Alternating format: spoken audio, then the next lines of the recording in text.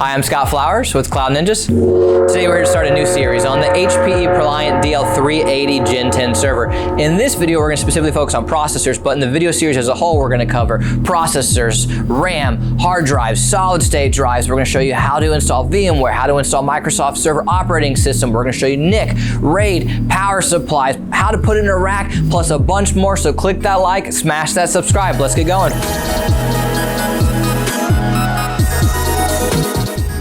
Well, hey, thanks for stopping by today. It's a little bit more about the HPE ProLiant DL380 Gen10 server. This video will be specifically focused on processors, so let's hop in. There are two CPUs inside. It's an LGA 3647 socket. It takes Intel Scalable 1st gen and 2nd gen processors. On the 1st gen Scalable side, that'll be your Intel Silver 4100, your Gold 5100, your Gold 6100, and your Platinum 8100. With your 2nd gen, it'll be 4200 silver, 5200 gold, 6200 gold, and 8200 platinum. So you can kind of see it just literally moves up a digit from the 1st gen to the 2nd gen, but that's how you can tell if you have a 1st gen or 2nd gen scalable processor. People ask us all the time, hey, what CPUs do you recommend? We break it down into 3 categories, okay? So we have our low-end CPUs that are gonna be your more budget-friendly processors. We have our value procs, which are gonna cost a little bit more, but still not break the bank, but be higher speed and higher cores than the low end. And then we have our high-end processors, which are just going to be some of the top-of-the-line, more expensive processors that you can really get a ton of cores and space or speed depending on what you're looking for. So let's go ahead and hop in. So on the low-end side, there's 3 procs that we recommend. They're all Intel Silver 1st gen. That's going to be your 4110, your 4114, and your 4116. That's going to be 2.1, 2.2, 2.1 gigahertz. It's going to be 8-core, 10-core, 12-core, and all of them are very budget friendly. You're not getting a ton of cores overall, and you're not getting a ton of speed overall, but again, very budget friendly, and you put 2 of them in. That's great for a home lab server or for a storage application. Those are really great processors, okay? Now on the value side, there's 3 procs that we recommend. That's going to be all 1st gen gold processors, and that's going to be your 6126 gold, your 6132, and your 6142. All 3 of these are 2.6 gigahertz, and it's going to be 12 core, 14 core, and 16 core. And again, it's a great sweet spot because you get good speed and you get higher cores, but it's not going to break the bank overall, and it's still a good spot right here. So this is a great spot also for home lab guys or for data centers who don't need the most robust CPU but still want good speed and good cores.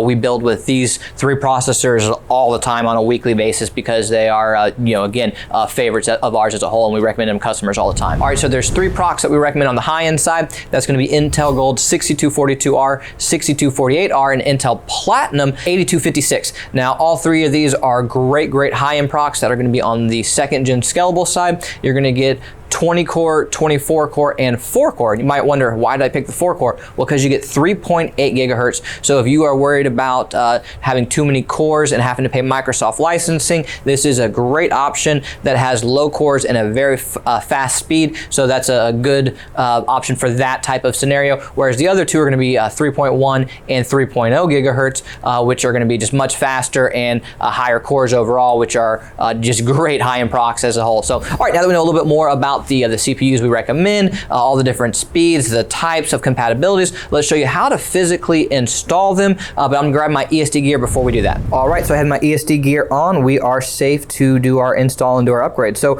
I like to lay out everything we're going to need in advance. So I have our CPUs with the tray. I always like to have a tray so I can take the old CPUs out and have somewhere to put them. I like to do it for a couple of reasons. 1, I might be able to reuse or resell them down the line. And 2, I don't like that their thermal paste is all over them. I just don't want to get my workstation messy, so I like having a tray to toss them into. So we'll have the new CPUs we're upgrading. We have a T30 bit. This is going to be needed to remove the heatsink. You cannot use a regular Phillips head. You do need a T30 bit. I have a clean rag here to clean off the bottom of the heatsink, as well as potentially clean off the old CPU. And then I have thermal paste to put onto our new CPU before we install it. So that is everything that we're going to need for this install. So we'll go ahead and toss everything to the side and we'll get started. So pop your latch, make sure it's set to unlock, and remove your lid, pretty much like any server you've been in before. All right, so we will need to remove the air baffle first in order to have access to our two CPUs, CPU1 and CPU2. So the easiest way to do it, these two clips right here, you just kind of push this in and it'll unlock over here, and then you can push this in and it'll pop out, and you can just pull this right off.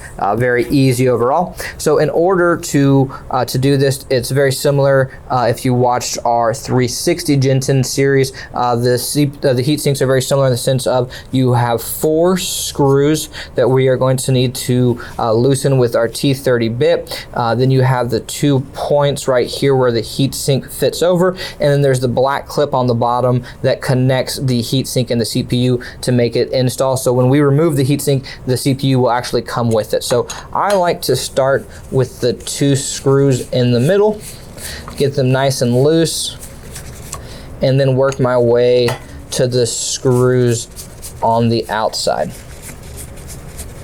And I'm also a big fan of the manual screwdriver as opposed to an electric screwdriver. 1, less chance of stripping it, and 2, just a better feel for the heatsink coming off of the motherboard as a whole. So to each their own, but I'm a big fan of the manual one. So.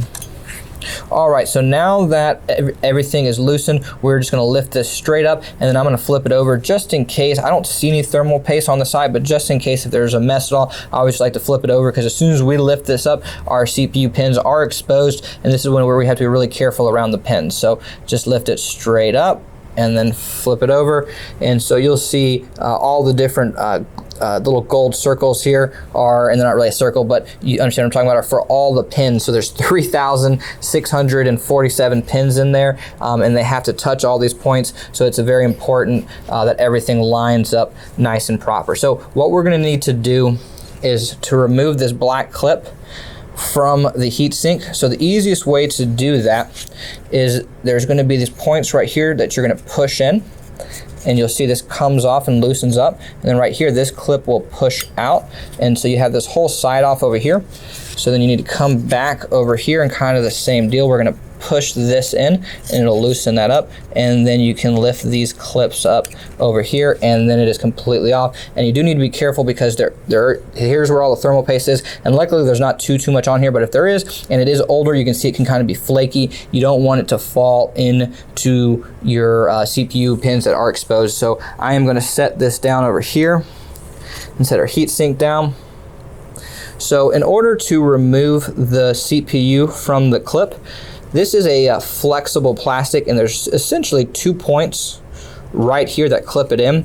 So you can kind of just pull this back a little bit and loosen one side, and when you loosen one side, you can just take it out, and now we can toss this into our tray over here.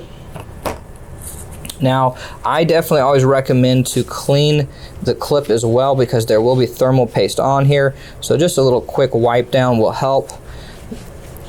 Okay, so this will be nice and clean, and then we need to clean our heatsink as well, which I'm going to do off screen, because again, we just don't want any of the thermal paste to flake in to the exposed CPUs. So now we have a nice clean heatsink.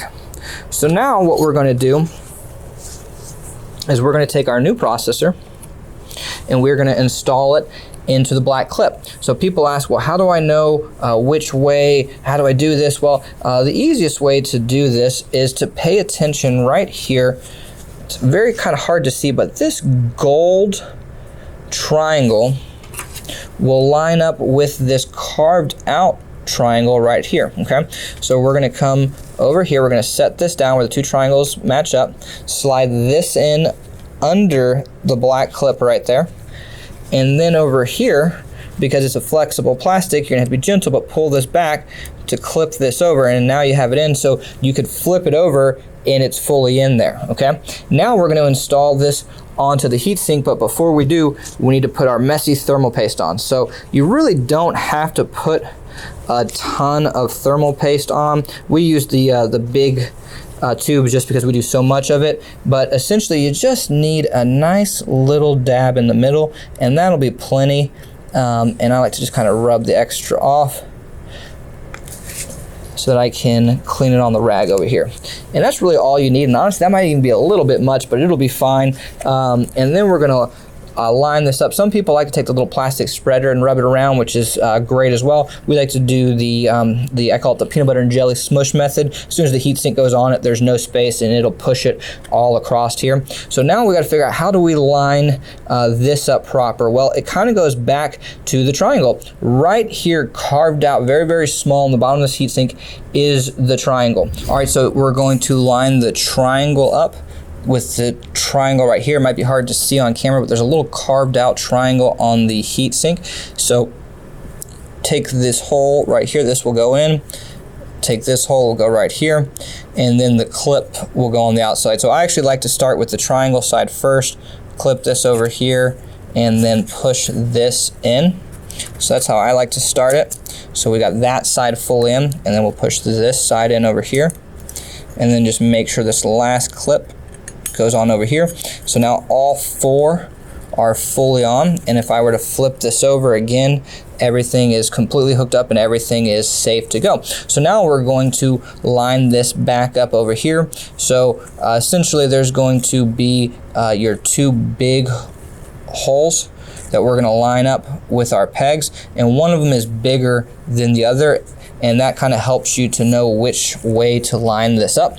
So we're going to line this up with the big hole over here, and then the little hole back here, okay? And again, this peg in the back is smaller than this peg in the front. If you try to do it vice versa, you'll notice it'll be harder to fit in, and they do that for a reason, to make sure you install it the right way. So, all right, so now we're going to put our screws in. I like to do the outsides first to make sure there's a nice firm connection, and then I do the insides after. And so you can see, honestly, this is a pretty easy install overall. Videos like this will definitely make it easy for you to do. And if you're looking for any processors, we can definitely help you out. Or if you're looking for a custom built server, we do HPE, Dell, IBM, Cisco, Supermicro. We do new, we do used, and we would love the opportunity to earn your data center or your home lab's business. Please email us at sales@cloudengine.com. That's sales@cloudengine.com. And hey, if you made it this far, click that like and smash that subscribe. Take care, guys.